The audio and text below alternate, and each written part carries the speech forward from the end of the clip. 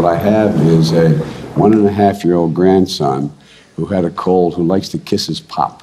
TMI? Too much information. Hello, everyone. Let me start by apologizing for the slight cold I have. Excuse me, I have a little cold. Excuse me for the cold. Excuse me, I have a bit of a cold. Excuse me for my cold. Excuse me, I have a little bit of a cold. A little bit of a cold. Excuse me, I have a little bit of a cold. But it's just a cold. I beg your pardon. I swallowed wrong. I swallowed wrong. Excuse me, I got a little frog in my throat. Excuse me for I have a frog in my throat here. Excuse, I have an allergy. Excuse me, I have a little hoarse. Excuse me, I have a little hoarse.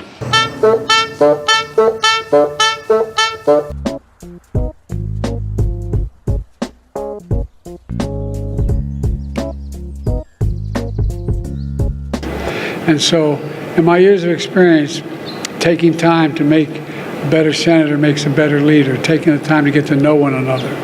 And that's what I hope to do a little bit today. Excuse me, I got a little bit of a sore throat. Well, that's a lame excuse for an excuse.